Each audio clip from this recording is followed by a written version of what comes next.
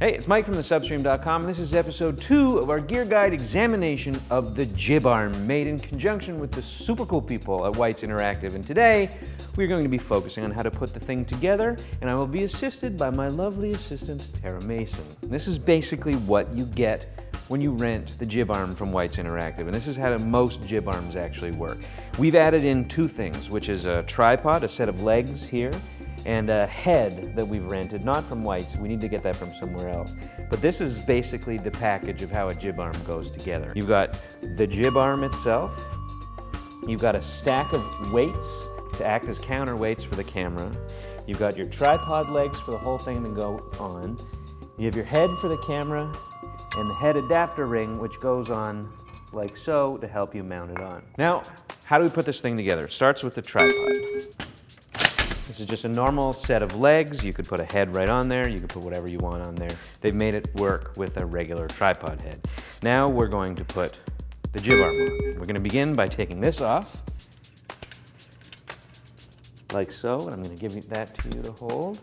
This is a two-person job because it's kind of awkward to begin with. So I'm going to put it on top of the tripod, get it seated. Tara, can you reach underneath there and screw that in? Okay, now this isn't really a lever yet because all of the weight is on one side of the fulcrum. So Tara, can you come over here and just support the weight of it? This is the arm that holds the weight, and it slides out of the body of the Jib Arm. There's a pin over on this other side that you pull out. Once this is out all of the way, put that back in. Now the process begins, once you've got this fully extended, of making sure that the thing itself is balanced. It's already a little bit off because that thing's so much longer and heavier than this end. So we're gonna put some weights on this end just while we're getting ready to put the head on the other end. So now we're gonna take our standard fluid head and we're gonna mount it on the end of this thing. The whole thing comes with this adapter ring, which you stick underneath, like so that you can mount this thing and it'll stay secure. Feeling heavy over there? Okay, so now come switch me spots. Now I know that because I've done this before, about how much weight I need to put on. It's gonna be different for each camera, but the heaviest thing on that end is generally the head, so you know you're gonna be working with the same amount of weight generally anyways. Remember, the relationship between weight on this end and the weight on that end isn't 1 for 1 because the lengths of the lever on either side of the fulcrum are different. There's math involved, but I don't know what it is. So you just have to do trial and error until you get the right balance.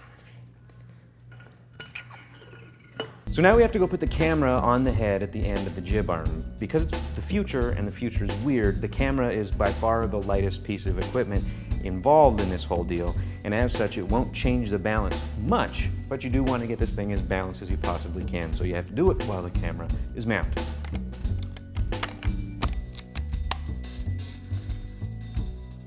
How are we feeling? Are we feeling balanced?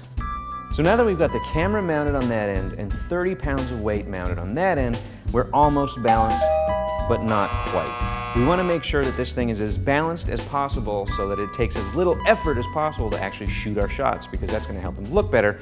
So we want to get it just perfect. I think if we put another 5 pounds on that end, it would be too much. But thankfully it comes with this cool thing, this little weight that slides along and helps you fine-tune it. Does that seem balanced to you?